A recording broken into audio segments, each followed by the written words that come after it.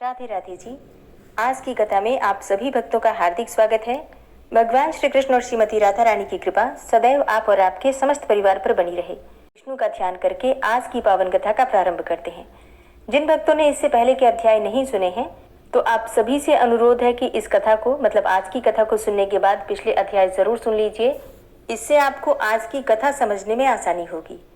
देवता बोले, हे महर्षि, पूर्व काल में जब राजा नहुस के द्वारा लोगों को कष्ट पहुंच रहा था, उस समय आपने संसार के हित के लिए उन्हें इंद्रपद से भ्रष्ट किया और इस प्रकार लोक का कांटा दूर करके आप जगत के आश्रयदाता हुए। जिस समय पर्वतों में श्रेष्ठ विंध्याचल सूर्य के ऊपर क्रोध करके बढ़कर बहुत ऊंचा हो गया था, उस समय आपने ही उसे नतमस्तक किया। तब से आज तक आपकी आज्ञा का पालन करता हुआ वह पर्वत बढ़ता ही नहीं। जब सारा जगत अंधकार से आच्छादित था और प्रजा मृत्यु से पीड़ित होने लगी, उस समय आपको ही अपना रक्षक समझकर प्रजा आपकी शरण में आई और उसे आपके द्वारा परम आनंद एवं शांति की प्राप्ति हुई। जब जब हम लोगों पर भय का आक्रमण हुआ, तब तब सदा ही आपने हमें शरण दी है। इसलिए आज भी हम आपसे एक वर की याचना करते हैं। आप वरदाता हैं, अतः हमारी इच्छा को पूर्ण कीजिए। भीष्म जी ने पूछा कि हे महामुने, क्या कारण था जिससे कि विंध्य पर्वत सहसा ही क्रोध से मूर्छित होकर बढ़कर बहुत ऊंचा हो गया था? भीष्म जी के इस प्रश्न का उत्तर देते हुए पुलस्त जी ने कहा कि सूर्य प्रतिदिन उदय और अस्त होने के समय सुवर्ण में महापर्वत गिरिराज मेरु की परिक्रमा किया करते हैं। एक दिन सूर्य को देखकर विंध्याचल ने उनसे कहा, भास्कर, जिस प्रकार आप प्रतिदिन मेरु पर्वत की परिक्रमा किया करते हैं, उसी प्रकार से मेरी भी कीजिए। अब यह सुनकर सूर्य ने गिरिराज विंध्य से कहा, हे शैल, मैं अपनी इच्छा से मेरु की परिक्रमा नहीं करता। जिन्होंने इस संसार की सृष्टि की है, उस विधाता ने ही मेरे लिए यह मार्ग नियत कर दिया है। उनके ऐसा कहने पर विंध्याचल को सहसा ही क्रोध हो आया और वह सूर्य तथा चंद्रमा का मार्ग रोकने के लिए बढ़कर बहुत ऊंचा हो गया। तब इंद्र आदि संपूर्ण देवताओं ने जाकर बढ़ते हुए गिरिराज विंध्याचल को रोका, किंतु उसने उनकी बात नहीं मानी। तब वे महर्षि अगस्त्य के पास जाकर बोले, हे मुनीश्वर, शैलराज विंध्य क्रोध के वशीभूत होकर सूर्य, चंद्रमा तथा नक्षत्रों का मार्ग रोक रहा है और उसका कोई निवारण नहीं कर पाता। देवताओं की बात सुनकर ब्रह्मर्षि अगस्त्य जी विंध्य के पास गए और आदरपूर्वक बोले, पर्वत श्रेष्ठ, मैं दक्षिण दिशा में जाने के लिए तुमसे मार्ग चाहता हूँ और जब तक मैं लौट कर न आऊं तब तक तुम नीचे रहकर ही मेरी प्रतीक्षा करो। मुनि की बात मानकर विंध्याचल ने वैसा ही किया। महर्षि अगस्त्य दक्षिण दिशा से आज तक नहीं लौटे। इसी से विंध्य पर्वत अब नहीं बढ़ता। हे भीष्म, तुम्हारे प्रश्न के अनुसार यह प्रसंग मैंने सुना दिया। अब देवताओं ने जिस प्रकार से कालकीय दैत्यों का वध किया, वह वृतांत सुनो। देवताओं के वचन सुनकर महर्षि अगस्त्य जी ने पूछा, आप लोग यहाँ किस लिए आए हैं और मुझसे क्या वरदान चाहते हैं? उनके इस प्रकार पूछने पर देवताओं ने कहा, हे महात्मन, हम आपसे एक अद्भुत वरदान चाहते हैं। हे महर्षि, आप कृपा करके समुद्र को पी जाइए। आपके ऐसा करने पर हम लोग देवद्रोही कालकेय नामक दैत्यों को उनके सगे संबंधियों सहित मार डालेंगे। महर्षि ने कहा, बहुत अच्छा देवराज, मैं आप लोगों की इच्छा अवश्य पूर्ण करूंगा। ऐसा कहकर वे देवताओं और तपः सिद्धि मुनियों के साथ जलनिधि समुद्र के पास गए। उनके इस अद्भुत कर्म को देखने की इच्छा से बहुतेरे मनुष्य, नाग, गंधर्व, यक्ष और किन्नर भी उन महात्मा के पीछे पीछे गए। महर्षि सहसा ही समुद्र के तट पर जा पहुंचे। समुद्र भीषण गर्जना कर रहा था। वह अपनी उत्ताल तरंगों से नृत्य करता हुआ सा जान पड़ता था। महर्षि अगस्त्य के साथ संपूर्ण देवता, गंधर्व, नाग और महाभाग मुनि जब महासागर के किनारे पहुंच गए, तब महर्षि ने समुद्र को पी जाने की इच्छा से उन सबको लक्ष्य करके कहा, हे देवगण, संपूर्ण लोगों का हित करने के लिए इस समय मैं इस महासागर को पिए लेता हूँ। अब आप लोगों को जो कुछ भी करना है शीघ्र ही कीजिए। जो कहकर वे सबके देखते देखते ही समुद्र को पी गए। अब ये देखकर देवता और इंद्र आदि को बड़ा विस्मय हुआ तथा वे महर्षि की स्तुति करते हुए कहने लगे, हे भगवान, आप हमारे रक्षक और लोगों को नया जन्म देने वाले हैं। आपकी कृपा से देवताओं सहित संपूर्ण जगत का कभी उच्छेद नहीं हो सकता। इस प्रकार संपूर्ण देवता उनका सम्मान कर रहे थे। प्रधान प्रधान गंधर्व हर्षनाद कर रहे थे और महर्षि के ऊपर दिव्य पुष्पों की वर्षा हो रही थी। उन्होंने समूचे महासागर को जल शून्य कर दिया। जब समुद्र में एक बूंद भी पानी न रहा, तब संपूर्ण देवता हर्ष में भरकर हाथों में दिव्य आयुध लिए दानवों पर प्रहार करने लगे। महाबली देवताओं का वेग असुरों के लिए असह्य हो गया। उनकी मार खाकर भी वे भीमकाय दानव 2 घड़ी तक घमासान युद्ध करते रहे, किंतु वे पवित्र आत्मा मुनियों की तपस्या से दग्ध हो चुके थे। इसलिए पूर्ण शक्ति लगाकर यत्न करते रहने पर भी देवताओं के हाथ से मारे गए और जो मरने से बच रहे वे पृथ्वी फाड़कर पाताल में घुस गए। दानवों को मारा देखकर देवताओं ने नाना प्रकार के वचनों द्वारा मुनि श्रेष्ठ अगस्त्य जी का स्तवन किया तथा इस प्रकार कहा। देवता बोले, हे महाभाग, आपकी कृपा से संसार के लोगों को बड़ा सुख मिला। कालकीय दानव बड़े ही क्रूर और पराक्रमी थे, वे सब आपकी शक्ति से मारे गए। लोक रक्षक महर्षि, अब इस समुद्र को भर दीजिए। आपने जो जल पिया है वह सब इसमें वापस छोड़ दीजिए। उनके ऐसा कहने पर मुनि श्रेष्ठ अगस्त्य जी बोले, वह जल तो मैंने पचा लिया, अब समुद्र को भरने के लिए आप लोग कोई दूसरा उपाय सोचें। महर्षि की बात सुनकर देवताओं को विस्मय भी हुआ और विषाद भी। वहां इकट्ठे हुए सब लोग एक दूसरे की अनुमति लेकर मुनिवर अगस्त्य जी को प्रणाम करके जैसे आए थे वैसे ही लौट गए। अब देवता लोग समुद्र को भरने के विषय में परस्पर विचार करते हुए ब्रह्मा जी के पास गए। वहां पहुंचकर उन्होंने हाथ जोड़कर ब्रह्मा जी को प्रणाम किया और समुद्र के पुनः भरने का उपाय पूछा।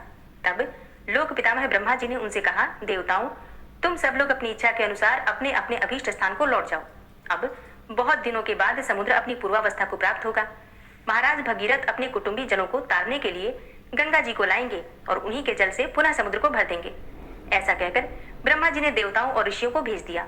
पुलस्त्य जी कहते हैं कि हे राजन, अब मैं तुम्हारे लिए सप्तर्षियों के आश्रम का वर्णन करूंगा। अत्रि, वशिष्ठ, मैं, पुलह, क्रतु, अंगिरा, गौतम, सुमति, सुमुख, विश्वामित्र, स्थूलशिरा, संवर्त, प्रतर्दन, रैभ्य, बृहस्पति, च्यवन, कश्यप, भृगु, दुर्वासा, जमदग्नि, मार्कंडेय, गालव, उशना, भरद्वाज, यवकृत, स्थूलाक्ष, मकराक्ष, कण्व, मेधातिथि, नारद, पर्वत, स्वगंधि, तृणांबु, शबल, धौम्य, शतानंद, अकृत व्रण, जमदग्नि कुमार, परशुराम, अष्टक तथा कृष्ण द्वैपायन, ये सभी ऋषि महर्षि अपने पुत्रों और ऋषियों के साथ पुष्कर में आकर सप्तर्षियों के आश्रम में रह चुके हैं तथा सबने इंद्रिय संयम और शौच संतोपादि नियमों के पालन पूर्वक पूरी चेष्टा के साथ तपस्या की है, जिसके फलस्वरूप उनमें इंद्रिय जय, धैर्य, सत्य, क्षमा, सरलता, दया और दान आदि सद्गुणों की प्रतिष्ठा हुई है। पूर्व काल की बात है, समाधि के द्वारा सनातन ब्रह्मलोक पर विजय प्राप्त करने की अभिलाषा रखने वाले सप्तर्षि गण तीर्थ स्थानों का दर्शन करते हुए इस पृथ्वी पर विचर रहे थे। इसी बीच में एक बड़ा भारी सूखा पड़ा, जिसके कारण भूख से पीड़ित होकर संपूर्ण जगत के लोग बड़े कष्ट में पड़ गए। उसी समय उन ऋषियों को भी कष्ट उठाते देखकर तत्कालीन राजा ने, जो प्रजा की देखभाल के लिए भ्रमण कर रहे थे, दुखी होकर कहा, हे मुनिवरों, ब्राह्मणों के लिए प्रतिग्रह उत्तम वृत्ति है, अतः आप लोग मुझसे दान ग्रहण करें। अच्छे अच्छे गांव, धान और जौ आदि, अन्न, घृत, दुग्ध आदि, रस, तरह तरह के रत्न, सुवर्ण तथा दूध देने वाली गौएं ले लें। ऋषियों ने कहा, हे राजन, प्रतिग्रह बड़ी भयंकर वृत्ति है। वह स्वाद में मधु के समान मधुर, किंतु परिणाम में विष के समान घातक है। इस बात को स्वयं जानते हुए भी तुम क्यों हमें लोभ में डाल रहे हो? 10 कसाईयों के समान एक चक्री अर्थात कुम्हार या तेली, 10 चक्रियों के समान एक शराब बेचने वाला, 10 शराब बेचने वालों के समान एक वैश्या और 10 वैश्याओं के समान एक राजा होता है, जो प्रतिदिन 10,000 हत्यागृहों का संचालन करता है। वह शौंडिक है, राजा भी उसी के समान माना गया है। अतः राजा का प्रतिग्रह अत्यंत भयंकर है। जो ब्राह्मण लोभ से मोहित होकर राजा का प्रतिग्रह स्वीकार करता है, वह तामिश्र आदि घोर नरकों में पकाया जाता है। अतः महाराज, तुम अपने दान के साथ ही यहाँ से पधारो, तुम्हारा कल्याण हो, यह दान दूसरों को दे देना।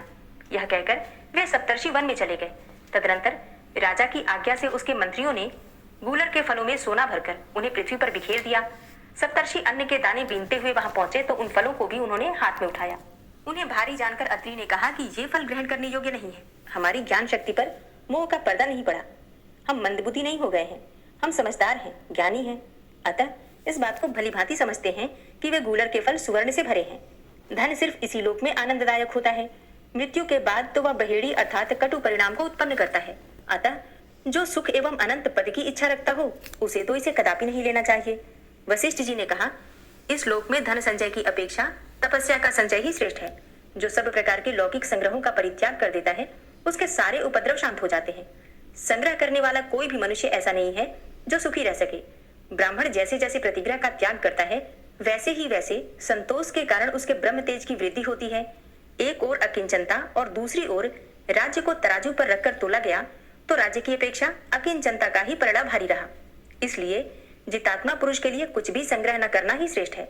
कश्यप जी बोले, धन संपत्ति मोह में डालने वाली होती है और मोह नरक में गिराता है। इसलिए कल्याण चाहने वाले पुरुष को अनर्थ के साधन अर्थ का दूर से ही परित्याग कर देना चाहिए। जिसको धर्म के लिए धन संग्रह की इच्छा होती है, उसके लिए उस इच्छा का त्याग करना ही श्रेष्ठ है, क्योंकि कीचड़ को लगाकर धोने की अपेक्षा उसका स्पर्श न करना ही उत्तम है। धन के द्वारा जिस धर्म का साधन किया जाता है वह क्षयशील माना गया है। दूसरे के लिए जो धन का परित्याग करता है वही अक्षय धर्म है, वही मोक्ष की प्राप्ति कराने वाला है। भरद्वाज जी ने कहा, जब मनुष्य का शरीर जीर्ण होता है तब उसके दांत और बाल भी पक जाते हैं, किंतु धन और जीवन की आशा बूढ़े होने पर भी जीर्ण नहीं होती, वह सदा नवी ही बनी रहती है। जैसे दर्जी सुई से वस्त्र में सूत का प्रवेश करा देता है, उसी प्रकार तृष्णा रूपी सुई से संसार रूपी सूत्र का विस्तार होता है। कहीं और छोर नहीं है, उसका पेट भरना कठिन होता है, वह सैकड़ों दोषों को ढोए फिरती है, उसके द्वारा बहुत से अधर्म होते हैं। अतः कृष्णा का तृष्णा का यही उचित है। गौतम ऋषि बोले, इंद्रियों के लोभग्रस्त होने से सभी शिष्य संकट में पड़ जाते हैं। जिसके चित्त में संतोष है उसके लिए सर्वत्र धन संपत्ति भरी हुई है। जिसके पैर जूते में हैं उसके लिए सारी पृथ्वी मानो चमड़े से मड़ी है। संतोष रूपी अमृत से तृप्त एवं शांत चित्त वाले पुरुषों को जो सुख प्राप्त है वह धन के लोभ से इधर उधर दौड़ने वाले लोगों को कहां से प्राप्त हो सकता है। असंतोष ही सबसे बढ़कर दुख है और संतोष ही सबसे बड़ा सुख है।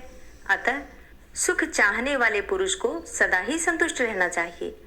विश्वामित्र जी ने कहा, किसी कामना की पूर्ति चाहने वाले मनुष्य की यदि एक कामना पूर्ण होती है तो दूसरी नई उत्पन्न होकर उसे पुनः बाण के समान बीधने लगती है। भोगों की इच्छा उपभोग के द्वारा कभी शांत नहीं होती। प्रत्युत घी डालने से प्रज्वलित होने वाली अग्नि की भांति वह अधिकाधिक बढ़ती ही जाती है। भोग की अभिलाषा रखने वाला पुरुष मोहवश कभी सुख नहीं पाता। जमदग्नि ऋषि बोले कि जो प्रतिग्रह लेने की शक्ति रखते हुए भी उसे ग्रहण नहीं करता वह दानी पुरुषों को मिलने वाले सनातन लोकों को प्राप्त होता है। जो ब्राह्मण राजा से धन लेता है वह महर्षियों द्वारा शोक करने के योग्य है।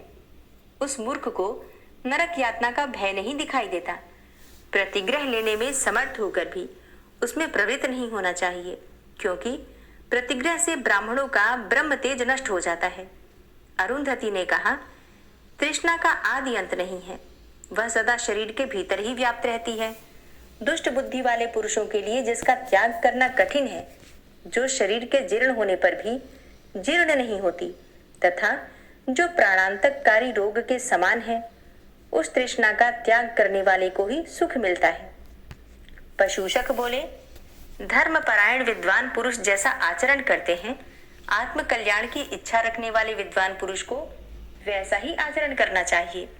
ऐसा कहकर दृढ़ता पूर्वक नियमों का पालन करने वाले वे सभी महर्षि उन सुवर्ण युक्त फलों को छोड़कर अन्यत्र चले गए।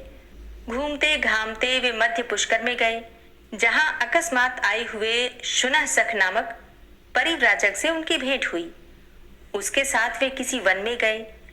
वहां उन्हें एक बहुत बड़ा सरोवर दिखाई दिया, जिसका जल कमलों से आच्छादित था। वे सबके सब उस सरोवर के किनारे बैठ गए और कल्याण का चिंतन करने लगे। उस समय शुनसक ने क्षुधा से पीड़ित उन समस्त मुनियों से इस प्रकार कहा, महर्षियों, आप सब लोग बताइए, भूख की पीड़ा कैसी होती है। तब ऋषियों ने कहा, शक्ति, खड्ग, गदा, चक्र, तोमर और बाणों से पीड़ित किए जाने पर मनुष्य को जो वेदना होती है वह भी भूख की पीड़ा के सामने मात हो जाती है। दमा, खांसी, क्षय, ज्वर और मिर्गी आदि रोगों को कष्ट पाते हुए मनुष्य को भी भूख की पीड़ा उन सब की अपेक्षा अधिक जान पड़ती है। जिस प्रकार सूर्य की किरणों से पृथ्वी का सारा जल खींच लिया जाता है, उसी प्रकार पेट की आग से शरीर की समस्त नाड़ियां सूख जाती हैं। क्षुधा से पीड़ित मनुष्य को आंखों से कुछ नहीं सूझ पड़ता, उसका सारा अंग जलता और सूखता जाता है। भूख की आग प्रज्वलित होने पर मनुष्य गूंगा, बहरा, जड़ पंगु, भयंकर तथा मर्यादाहीन हो जाता है। लोग क्षुधा से पीड़ित होने पर माता, पिता, स्त्री, पुत्र, कन्या, भाई तथा स्वजनों का भी परित्याग कर देते हैं। भूख से व्याकुल मनुष्य न पितरों की भली भांति पूजा कर सकता है और न ही देवताओं की, न गुरुजनों का सत्कार कर सकता है, न ऋषियों तथा अभ्यागतों का। इस प्रकार अन्न न मिलने पर देहधारी प्राणियों में ये सभी दोष आ जाते हैं। इसलिए संसार में अन्न से बढ़कर न तो कोई पदार्थ हुआ है और न होगा। अन्न ही संसार का मूल है। सब कुछ अन्न के ही आधार पर टिका हुआ है। पितर, देवता, दैत्य, यक्ष, राक्षस, किन्नर, मनुष्य और पिशाच सभी अन्नमय ही माने गए हैं। इसलिए अन्नदान करने वाले को अक्षय तृप्ति और सनातन स्थिति प्राप्त होती है। तप, सत्य, जप, होम, ध्यान, योग, उत्तम गति, स्वर्ग और सुख की प्राप्ति, ये सब कुछ अन्न से ही सुलभ होते हैं। चंदन, अगर, धूप और शीतकाल में ईंधन का दान अन्नदान के 16वें हिस्से के बराबर भी नहीं हो सकता। अन्न ही प्राण, बल और तेज है। अन्न ही पराक्रम है। अन्न से ही तेज की उत्पत्ति और वृद्धि होती है। जो मनुष्य श्रद्धा पूर्वक भूखे को अन्न देता है वह ब्रह्म स्वरूप होकर ब्रह्मा जी के साथ आनंद मनाता है। जो एकाग्र चित्त होकर अमावस्या को श्राद्ध में अन्नदान का महात्मा मात्र सुनता है, उसके पितर आजीवन संतुष्ट रहते हैं। इंद्रिय संयम और मनोनिग्रह से युक्त ब्राह्मण सुखी एवं धर्म के भागी होते हैं। दम, दान एवं यम, ये तीनों तत्वार्थदर्शी पुरुषों द्वारा बताए हुए धर्म हैं। इनमें भी विशेषतः दम ब्राह्मणों का सनातन धर्म है। दम तेज को बढ़ाता है। दम परम पवित्र और उत्तम है। दम से पुरुष पाप रहित एवं तेजस्वी होता है। संसार में जो कुछ नियम, धर्म, शुभ कर्म अथवा संपूर्ण यज्ञों के फल हैं, उन सब की अपेक्षा दम का महत्व अधिक है। दम के बिना दान रूपी क्रिया की यथावत शुद्धि नहीं हो सकती। दम से ही यज्ञ और दम से ही दान की प्रवृत्ति होती है। जिसने इंद्रियों का दमन नहीं किया उसके वन में रहने से भी क्या लाभ है, तथा जिसने मन और इंद्रियों का भली भांति जहां जहां दमन किया है उसको घर छोड़कर किसी आश्रम में रहने की क्या आवश्यकता है। जितेंद्रिय पुरुष निवास करता है जहां, उसके लिए वही स्थान वन एवं महान आश्रम है। जो उत्तम शील और आचरण में रत है, जिसने अपनी इंद्रियों को काबू कर लिया है तथा जो सदा सरल भाव से रहता है, उसको आश्रमों से क्या प्रयोजन। विषयासक्त मनुष्यों से वन में भी दोष बन जाते हैं तथा घर में रहकर भी यदि पांचों इंद्रियों का निग्रह कर लिया जाए तो वह तपस्या ही है। जो सदा शुभ कर्म में ही प्रवृत्त होता है उस वीतराग पुरुष के लिए घर ही तपोवन है। केवल शब्द शास्त्र व्याकरण के चिंतन में लगे रहने वाले का मोक्ष नहीं होता तथा लोगों का मन बहलाने में ही जिसकी प्रवृत्ति है उसको भी मुक्ति नहीं मिलती। जो एकांत में रहकर दृढ़ता पूर्वक नियमों का पालन करता, इंद्रियों की आसक्ति को दूर हटाता, अध्यात्म तत्व के चिंतन में मन लगाता और सर्वदा अहिंसा व्रत का पालन करता है, उसी का मोक्ष निश्चित है। जितेंद्रिय पुरुष सुख से सोता और सुख से जागता है। वह संपूर्ण भूतों के प्रति समान भाव रखता है। उसके मन में हर्ष, शोक आदि विकार नहीं आते।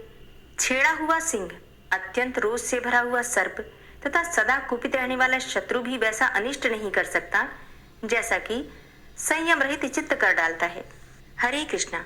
आज की कथा का यहीं पर समापन करती हूँ। इसके आगे का वृतांत आप कल की कथा में सुनेंगे। उम्मीद करती हूँ आज की कथा आपको जरूर पसंद आई होगी और कल भी आप कथा जरूर सुनेंगे। और अब आप सुनिए।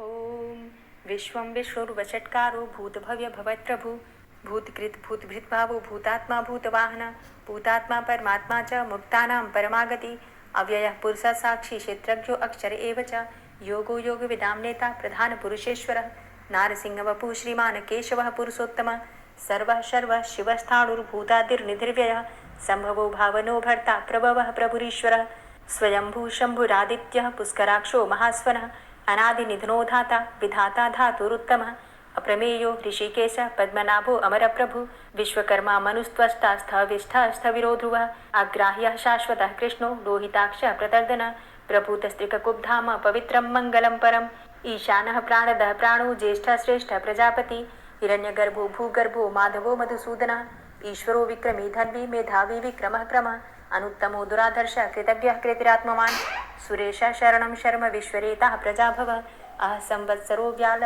प्रत्ययः सर्वदर्शनः अजः सर्वेश्वरः सिद्धः सिद्धे सर्वादिर्च्युतः वृषाकपिर्मेयात्मा सर्वयोगविनिश्रितः वसुर्वसुमनः सत्यः समात्मा संमितः समः अमोघ पुण्डरीकाक्षो वृषकर्मा वृषाकृतिः रुद्रो बहुशिरा बभ्रुर्विश्वयोनिः शुचिश्रवः अमृतः शाश्वतस्थाणुर्वरारोहो महातपः सर्वगः सर्वविद्भानुर्विश्वक्सेनो जनार्दनः वेदो वेदविद्व्यङ्गो वेदाङ्गो वेदवित्कविः लोकाध्यक्षः सुराध्यक्षो धर्माध्यक्षः कृताकृतः चतुरात्मा चतुर्व्यूहश्चतुर्द्रष्टश्चतुर्भुज भ्राजिष्णुर्भोजनं भोक्ता सहिष्णुर्जगदाति च अनघो विजयो जेता विश्वयोनिः पुनर्वसु उपेन्द्रो वामनः प्रांशुर्मोघः शुचिरुर्जिता अतीन्द्रः संग्रहः सर्गो धृतात्मा नियमो यमः वेद्यो वैद्यः सदा योगी वीरः माधवो मधु अतीन्द्रियो महामायो महोत्साहो महाबलः महाबुद्धिर्महावीर्यो महाशक्तिर्महाद्युति अनिर्देश्य वपु श्रीमान मेयात्मा महाधृतिक महिश्वासो महिभर्ता श्रीनिवास सतां गति अनिरुद्ध सुरानंदो गोविंदो गोविंदांपति मरीचिर्दमनो हंस सुपर्णो भुजगोत्तम हिरण्यनाभ सुतपा पद्मनाभ प्रजापति अमृत्यु सर्वदिक्सिंह संधाता संधिमान स्थिर अजो दूर्मर्षण शास्ता विश्रुतात्मा सुरारिहा गुरुर्गुर्तमो धाम सत्य सत्य पराक्रम निमिषो अनिमिषो श्रग्वी वाचस्पति रुदारथि अग्रणिर्ग्रामणी श्रीमान न्यायो नेता समीरण सहस्रमूर्धा विश्वात्मा सहस्राक्ष सहस्रपात आवर्तनो निवृत्तात्मा संवृता संप्रमर्दन अहसंवर्तको वह निर्निलोधरणीधर सुप्रसादः प्रसन्नात्मा विश्वदृक् विशुभुग् विभु सत्कर्ता सत्कृतः साधु जहनुर्नारायणो नरः असंख्येयो अप्रमेयात्मा विशिष्ट शिष्टकृच्छुवि सिद्धार्थ सिद्ध संकल्प सिद्धिदः सिद्धि साधनः वृषाहि वृषभो विष्णुर्विष्पर्वा वृषोदरः वर्धनो वर्धमानश्च विविक्तः श्रुतिसागरः सुभुजो दूर्धरो वाग्मी महेन्द्रो वसुदो वसु नैकरूपो बृहद्रूप शिपिविष्ट प्रकाशनः ओजस्तेजो द्युतिधर प्रकाशात्मा प्रतापनः रिद्धस्पष्टाक्षरो मन्त्रश्चन्द्रांशुर्भास्करद्युतिः अमृतांशुद्भवो भानु शशबिन्दुः सुरेश्वरः औषधं जगतः सेतु सत्यधर्म पराक्रमः भूतभव्य भवन्नाथ पवनः पावनो नलः कामः कामकृत्कान्तः कामः कामप्रदः प्रभु युगाधिकृत युगावर्तो नैकमायो महाशनः अदृश्यो अव्यक्तरूपश्च सहस्रजित् अनन्तजित् इष्टो अविशिष्ट शिष्टेष्ट शिखण्डी नहुसो वृष क्रोधः क्रोधकृत्कर्ता विश्वबाहुर्महीधरः अच्युतः प्रतितः प्राणः प्राणदो वासवानुजः अपां निधिर्धिष्ठानं प्रमत्तः प्रतिष्ठितः स्कन्दः स्कन्दधरो धूर्यो वरदो वायुवाहनः वासुदेवो बृहद्भानुरादिदेवः पुरन्दरः अशोकस्तारणस्तारः शूरः सौरिर्जनेश्वरः अनुकूलः शतावर्त पद्मी पद्मनिभेक्षणः पद्मनाभो अरविन्दाक्ष पद्मगर्भ शरीरभृत् महर्धिरिद्धो वृद्धात्मा महाक्षो गरुडाध्वजः अतुलः शर्भो भीमो समयज्ञो हविर्हरि सर्वलक्षण्यो लक्ष्मीवान् समितिञ्जयः वीक्षरो रोहितो मार्गो हेतुर्दामोदरः सः महीधरो महाभागो वेगवान् मिताशनः उद्भवः शोभणो देवः श्रीगर्भ परमेश्वर करणं कारणं कर्ता विकर्ता गहनो गुह व्यवसायो व्यवस्थान संस्थान स्थानदो ध्रुव परर्थी परमस्पस्तुष्ट पुष्ट सुभेक्षण रामो विरामो विरजो मार्गो नेयो नयोनयः वीर शक्तिमतां श्रेष्ठो धर्मो धर्मविदुत्तमः वैकुंठ पुरुष प्राण प्राणदः प्रणवः पृथु हिरण्यगर्भ शत्रुघ्नो व्याप्तो वायुरुधोक्षजः ऋतु सुदर्शनः कालः परमेष्ठी परिग्रह उग्रः संवत्सरो दक्षो विश्रामो विश्वदक्षिणः विस्तारस्थावरस्थाणु प्रमाणं बीजमव्ययम् अर्थो अनर्थो महाकोशो महाभोगो महाधनः अनिर्विण्णः स्थविष्टोभू धर्मयुपो महामख नक्षत्रनेमिर नक्षत्री क्षमा चामः समीहन यज्ञ इज्यो महिज्यश्च क्रतुसत्रं सतां गतिः सर्वदर्शी विमुक्तात्मा सर्वज्ञो ज्ञानमुत्तमं सुव्रतः सुमुखः सुष्मा सुघोषः सुखदः सुहृतः मनोहरो जित्क्रोधो वीरबाहुर्विदारणः स्वापनः स्ववसो व्यापी नैकात्मा नैककर्मकृत् वत्सरो वत्सलो वत्सी रत्नगर्भो धनेश्वरः धर्मगुप्त धर्मकृद्धर्मी सदसक्षरमक्षरम् अविज्ञाता सहस्रांशुर्विधाता कृतलक्षणः गवस्थिनेमिः सत्त्वस्थः सिंहो भूतमहेश्वरः आदिदेवो महादेवो देवेशो देवभृद्गुरुः उत्तरो गोपतिर्गोप्ता ज्ञानगम्यः पुरातनः शरीरभूतभृद्भोक्ता कपीन्द्रो भूरि दक्षिणः सोमभो अमृतपः सोमः पुरुजित पुरुषोत्तमः विनियोजय सत्यसन्धो दाशाः सात्वताम्पतिः जीवो विनयिता साक्षी मुकुन्दो अमितविक्रमः अम्भो निद्रणन्तात्मा महोदधीशयोऽन्तकः अजो महारः स्वाभाव्यो जितामित्रः प्रमोदनः आनन्दो नन्दनो नन्दः सत्यधर्मा त्रिविक्रमः महर्षि कपिलाचार्यः कृतज्ञो मेदिनीपतिः त्रिपदस्त्रिदशाध्यक्षो महाशृङ्गः कृतान्तकृत् महावराहो गोविन्दः सुखेणः कनकाङ्गदी गुह्यो गभीरो गहनो गुप्तश्चक्रगदाधरः फेथा स्वाङ्गो अजितः कृष्णो दृढः सङ्कर्षणोच्युतः वरुणो वारुणो वृक्षः पुष्कराक्षो महामनाः भगवान् भगानन्दी वनमाली हलायुधः आदित्यो ज्योतिरादित्यः सहिष्णुर्गतिसत्तमः सुधन्वाखण्ड परशुर्दारुणो द्रविडप्रदः दिविस्त्रिक्सरदृग्व्यासो वाचस्पतिर्योनिजः त्रिसामा सामगः साम निर्वाणं भेषजं भिषक् संन्यासकृच्छमः शान्तो निष्ठा शान्तिः परायणं शुभाङ्गः शान्तिदस्रष्टा कुमुदः कुबलेशय गोहितो गोपतिर्गोप्ता वृषभाक्षो वृषप्रियः अनिवर्ति निवृतात्मा संक्षेप्ता चेमकृच्छिवः श्रीवत्सवक्षा श्रीवास श्रीपति श्रीमतांबर श्रीद श्रीश श्रीनिवास श्रीनिधि श्रीविभावन श्रीधर श्रीकर श्रेय श्रीमान लोकत्रयाश्रय स्वक्ष स्वंग शतानंदो नंदिर्ज्योतिर्गणेश्वर विजितात्मा विधेयात्मा सत्कीर्तिश्छिन्न संशय उदीर्ण सर्वतक्षसुर निशा शाश्वत स्थिर भूषयो भूषणो भूतिर्विशोकः शोकनाशन अर्चिष्मानर्चित कुंभो विशुद्धात्मा विशोधन अनिरुद्धो अप्रतिरथ प्रद्युम्नो अमित विक्रम कालिनेमि निहावीर शौरी सूरजनेश्वर त्रिलोकात्मा त्रिलोकेशः केशवः केशिहारी कामदेवः कामपालः कामीकान्तः कृतागमः अनिर्देशव पुर्विष्णोर्वीरो अनन्तो धनञ्जयः ब्रह्मण्यो ब्रह्मकृत् ब्रह्म ब्रह्म ब्रह्म विवर्धन ब्रह्मविद् ब्राह्मणे ब्रह्मी ब्रह्मज्ञो ब्राह्मण प्रियः महाक्रमो महाकर्मा महातेजा महोरगः महाक्रतुर्महायज्वा महायज्ञो महाहवि स्तव्यस्तव प्रिय स्तोत्रं स्तुतिस्तोतारण प्रिय पूर्णः पुरैता पुण्य पुण्यकीर्तिर्नामयः मनोजवस्तीर्थकरो वसुरेता वसुप्रद वसुप्रदो वासुदेव वसुर्वसुमनाहवि सद्गतिः सत्कीर्तिः सत्ता सद्भूति सत्परायणः शूरसेनो यदुश्रेष्ठः सन्निवासः सुयामुनः भूतावासो वासुदेवः सर्वासु निलयोनलः दर्पः दर्पदो दृप्तो दूर्धरोधा पराजितः विश्वमूर्तिर्महामूर्तिर्दीप्तमूर्तिर्मूर्तिमान् अनेकमूर्तिरव्यक्तः शतमूर्तिः शताननः एको नैकः सवः क किं यत्तत्पदमनुत्तमं लोकबन्धुर्लोकनाथो माधवो भक्तवत्सलः सुवर्णवर्णो हेमाङ्गो वराङ्गश्चन्दनाङ्गदी वीरः विषमः शून्यो घृताशीरचलश्चलः अमानीमानदो मान्यो लोकस्वामी त्रिलोकदृक् सुमेधा मेधजो धन्यः सत्यमेधाधराधरः तेजो वृषः द्वितिधरः सर्वशस्त्रभृताम्बरः प्रग्रहो निग्रहो व्यग्रो नैकशृङ्गो गदाग्रजः चतुर्मूर्तिश्चतुर्बाहुश्चतुर्व्यूहश्चतुर्गति चतुरात्मा चतुर्भावश्चतुर्वेदविदेकपात् समावर्तो अनुवृतात्मा दुर्जयो दुरतिक्रम दुर्लभो दुर्गमो दुर्गो दुरावासो दुरारिहा शुभांगो लोकसारंग शुतन्तुस्तन्तुवर्धन इंद्रकर्मा महाकर्मा कृतकर्मा कृतागम उद्भवः सुन्दरः सुन्दो रत्ननाभः सुलोचनः अर्को वाजसनः शृङ्गी जयन्तः सर्वविजयी सुवर्णबिन्दुरक्षोभ्य सर्वभागीश्वरेश्वरः महाहृदो महागर्तो महाभूतो महानिधि कुमुदः कुन्दरः कुन्दः पर्जन्यः पावनो नीलः अमृताशो अमृतवपुः सर्वज्ञः सर्वतोमुखः सुलभः सुव्रतः सिद्धः शत्रुजित् शत्रुतापनः न्यग्रोधो दुम्बरो अस्वस्थश्चाणुरान्ध्रनिषूदनः सहस्रार्चिः सप्तजिह्वः सप्तैधा सप्तवाहनः अमूर्तिरणघो अचिन्त्यो भयकृद् भयनाशनः अणुर्बृहत्कृशः स्थूलो गुणभृन्निर्गुणो महान् अधृतः स्वधृतः स्वास्य प्राग्वंशो वंशवर्धनः भारभृति कथितो योगी योगी स सर्वकामद आश्रम श्रमण छाम सुपर्णो वायुवाहन धनुर्धरो धनुर्वेदो दण्डोदमयितादम अपराजितः सर्वसहो नियन्ता नियमो यमः सत्त्ववान् सात्विकः सत्य सत्यधर्मपरायण अभिप्रायः प्रियार्होर्ह प्रियकृत् प्रीतिवर्धनः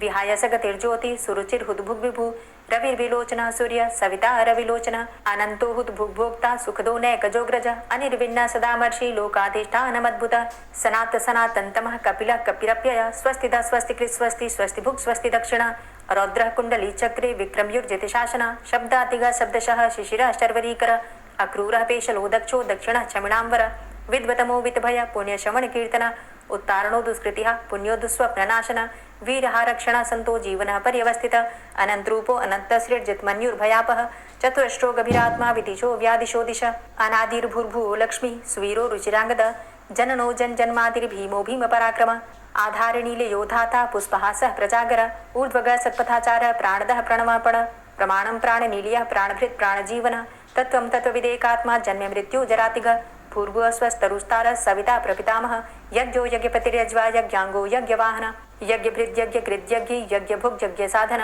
यज्ञान्तिकृद्यज्ञ गुह्यमन्यमन्नादेव च आत्मयोनिः स्वयं जातो वैखानः सामगायन देवकी नन्दन स्रष्टा क्षितिसः पापनाशन शङ्खभृन्नन्दकी चक्री शारङ्गधन्वा गदाधरः रथाङ्गपाणिरक्षोभ्य सर्वप्रहरणायुध ओम नमः इति। श्री राधा कृपा कटाक्ष स्तोत्र।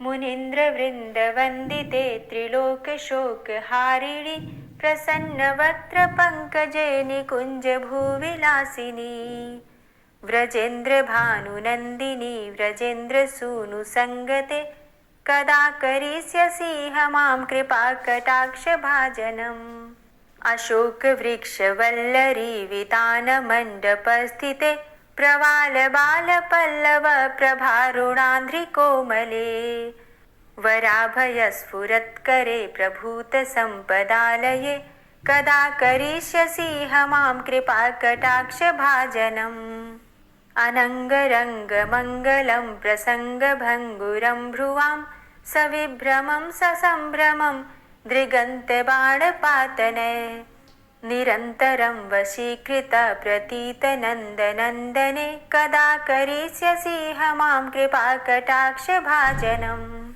तडित्सुवर्णचम्पकप्रदीप्तगौरविग्रहे मुखप्रभापरास्तकोटिशारदेन्दुमण्डले विचित्रचित्रसञ्चरच्चकोरशावलोचने कदा करिष्यसि मां कृपाकटाक्षभाजनम् मदोन्मदादियौवने प्रमोदमानमण्डिते प्रियानुरागरञ्जिते कलाविलासपण्डिते अनन्यधन्यकुञ्जराज्यकामकेलिकोविदे कदा करिष्यसि मां कृपाकटाक्षभाजनम् अशेषहावभावधीरहीरहारभूषिते प्रभूतशातकुम्भकुम्भकुम्भिकुम्भसुस्तनि प्रशस्तमन्दहास्यचूर्णपूर्णसौख्यसागरे कदा करिष्यसि मां कृपाकटाक्षभाजनम्